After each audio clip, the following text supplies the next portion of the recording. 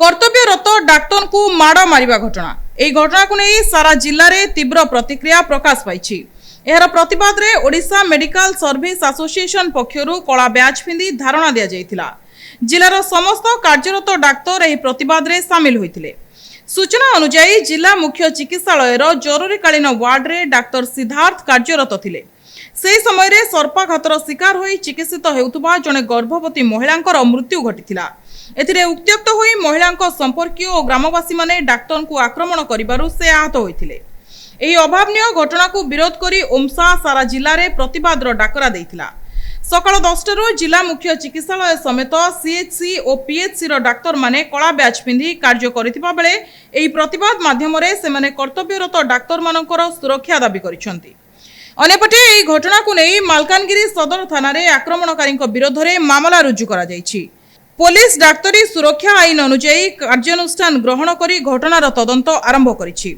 एहा सहित CCTV footage आधार रे अभियुक्त मानकु चिन्हट करिबा पई प्रयास जारी रहिछि। डाक्तर माने समाजर रक्षक होइथिबारु सेमानक सुरक्षा ही जनसाधारणक सुरक्षा बोली मत प्रकाश पाइछि। एभली परिस्थिति रे डाक्तरक प्रति सम्मान एवं सुरक्षा बजाय रखिबाकू विभिन्न महलरु अपील करा जायछि। काली जो घटना घटी जायछि ताको नै आमे बहुत दुखित। कोनोसी डाक्तर केबे चाहे नै कि तार पेशेंट एमती खराब हो जाऊ मृत्युवरण करू। सब डाक्तर इच्छा 100% चेष्टा थाई कि तार पेशेंट भल हो जाऊ।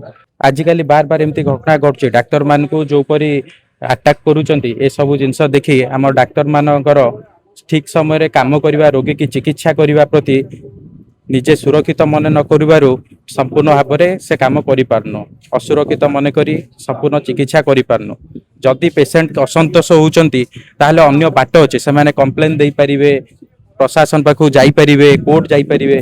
किंतु एमती आईन को हाथ को नहीं कि हॉस्पिटल एभली गंडगोल करवा डाक्तर घोषाड़ी घोषाड़ी मारिवा एटा समाज को एक बहुत भूल मेसेज दउछि। तो आमे चाहूछु कि यथाशीघ्र प्रशासन या ऊपर स्टेप्स नियंतु एवं जो माने डाक्तर को एमती मारधर करचंती तांको अरेस्ट करा जाऊ।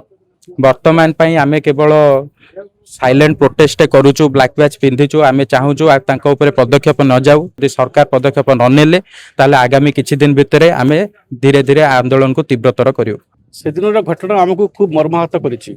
डाक्तर को मरणात्मक आक्रमण रोड मझिरे जोटा आम समाज रो नीति विरुद्ध।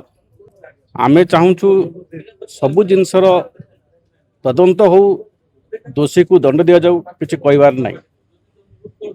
किंतु राति अधरे जने कार्यरत डाक्तर को घोषारी को आक्रमण करवा, अभद्र भाषा गाड़ी देवा आमको बहुत मर्माहत करिछि।